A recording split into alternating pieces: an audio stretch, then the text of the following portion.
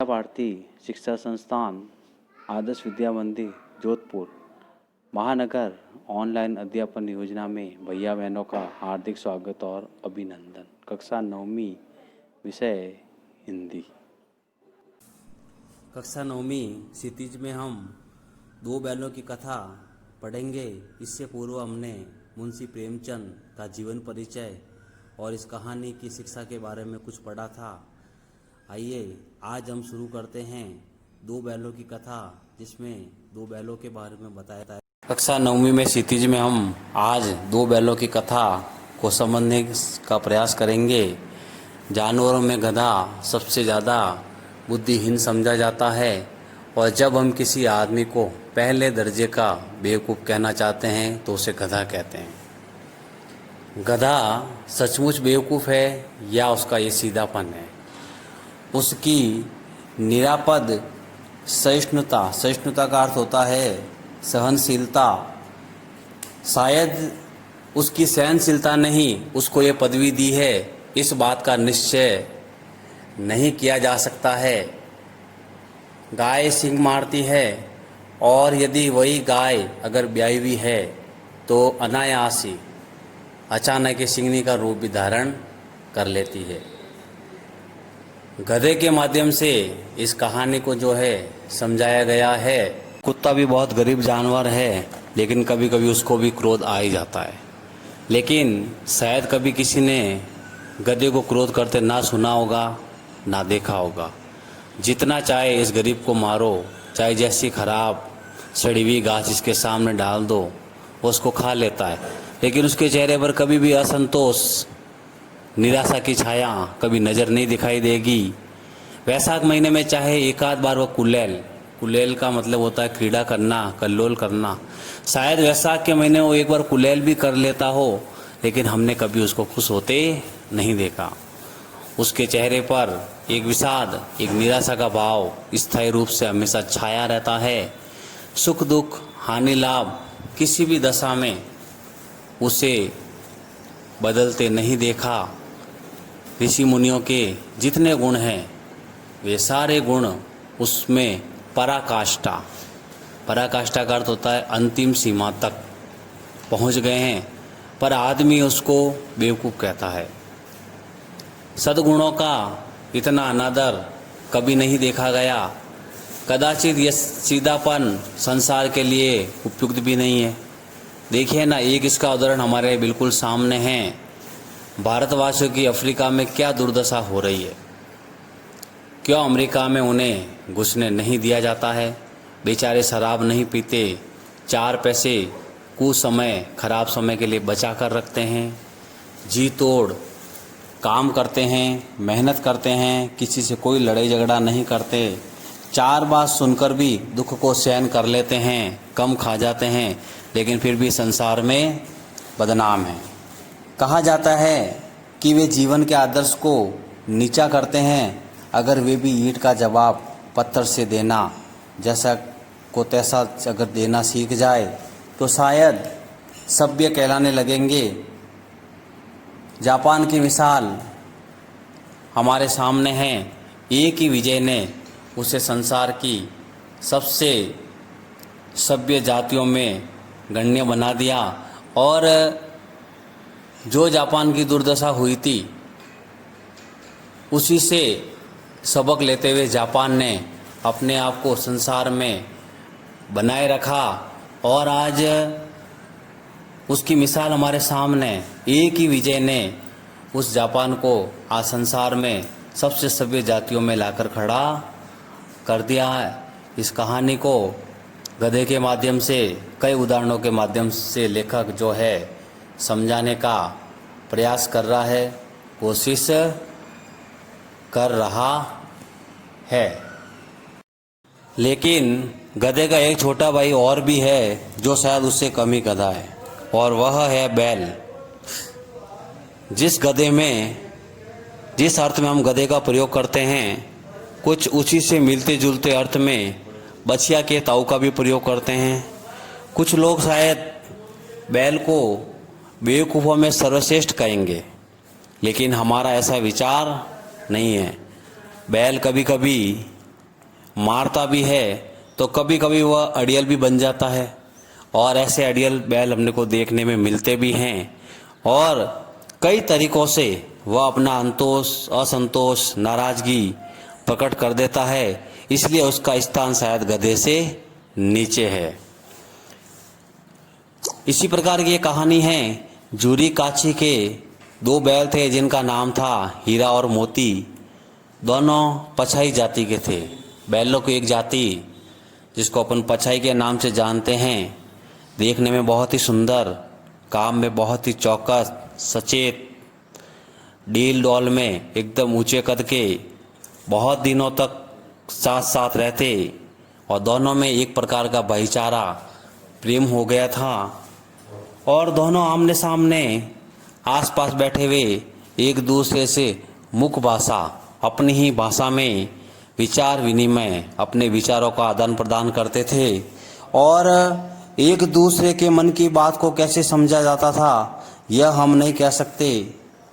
अवश्य ही उनमें कोई ऐसी गुप्त शक्ति थी जिससे जीवों में श्रेष्ठता का दावा करने वाला मनुष्य वंचित है।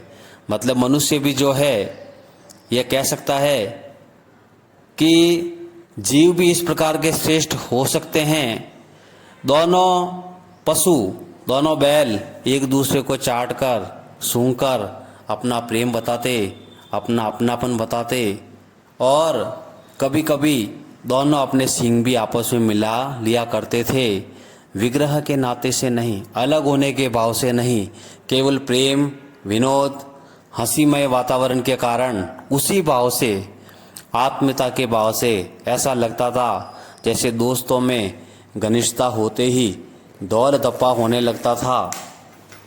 इसके बिना दोस्ती कुछ फुसफुसी, कुछ हल्की सी रहती है जिस पर ज़्यादा विश्वास नहीं किया जा सकता।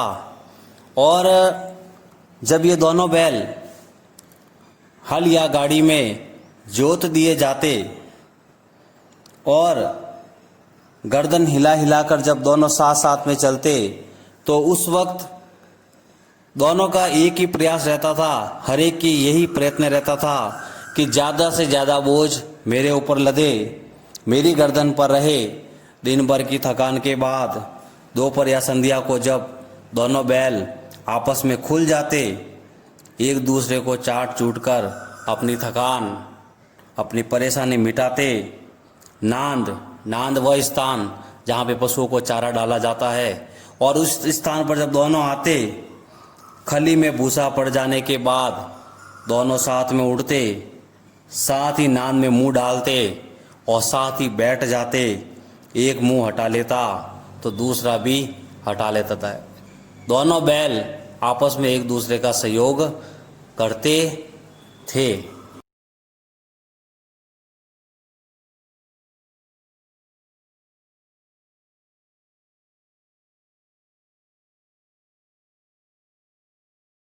संयोग की बात है, जूरी ने एक बार गोई को, बैलों को अपने ससुराल भेज दिया। बैलों को क्या मालूम था कि वे क्यों भेजे जा रहे हैं। उनको ऐसा लगा कि शायद मालिक ने हमें भेज दिया। इस तरह उनका बेचा जाना उन्हें बिल्कुल अच्छा नहीं लगा या बुरा लगा, कौन जाने। पर जूरी का साले गया को घर तक गोई को ले जाने में बहुत पसीना आ गया, बहुत मेहनत करनी पड़ गई। पीछे से उन बैलों को हाँकता तो दोनों बैल दाएं बाएं भागते। पगैया पकड़कर, उनकी रस्सी पकड़कर अगर आगे से खींचता तो दोनों पीछे की ओर जोर लगाते, प्रयास करता। मारता तो दोनों सींग नीचे करके जोर से हुंकारते। अगर भगवान ने उनको वाणी दी होती तो वे जूरी से जरूर पूछते कि तुम हम गरीबों को यहाँ से क्यों निकाल रहे हो। हमने तो तुम्हारी सेवा में कोई कसर, कोई कमी नहीं उठा रखी। अगर इतनी मेहनत से काम नहीं चल रहा है तो हमसे और मेहनत करवा लो, हमसे और काम करवा लो। हमें तो तुम्हारी चाकरी में मर जाना कबूल था। हमने कभी भी तुमसे दाने चारे की शिकायत नहीं की। जो कुछ तुमने खिलाया वह हमने बड़े सिर झुकाकर, बड़ी नम्रता से उसको खाया। फिर तुमने इस जालिम के हाथों हमें क्यों बेच दिया। संध्या के समय दोनों बैल अपने नए स्थान पर पहुंच गए। जूरी का साला गया, उनको लेकर आ गया। दिन भर के दोनों बैल भूखे थे, लेकिन जब नांद में उनको लगाया गया तो दोनों एक ने भी उस नांद के अंदर अपना मुंह नहीं डाला। दिल उनका बड़ा भारी हो रहा था, बड़ी पीड़ा हो रही थी उनको कि जिसको उन्होंने अपना घर समझ रखा था वह घर आज उनसे छूट गया था। ये नया घर, नया गांव, नए आदमी उन्हें बेगाने से, पराये से लग रहे थे। दोनों ने अपनी मूक भाषा में सलाह की, एक दूसरे को कनखियों से तिरछी नजरों से देखा और दोनों वहीं पर लेट गए।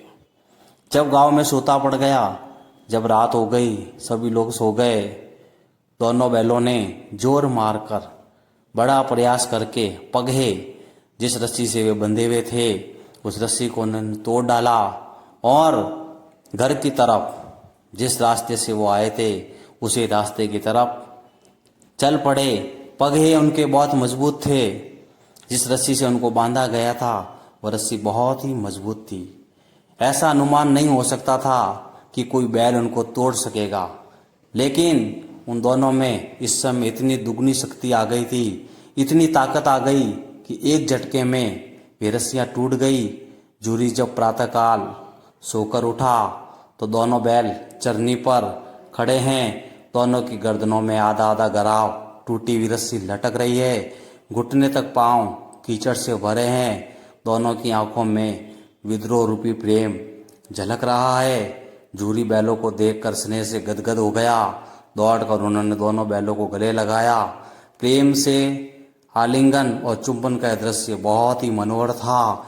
घर और गांव के सारे लड़के गांव वाले जमा हो गए, तालियां बजा बजा कर उनका स्वागत करने लगे। शायद गांव के इतिहास में बहुत ही अभूतपूर्व घटना थी, इतनी महत्वपूर्ण थी।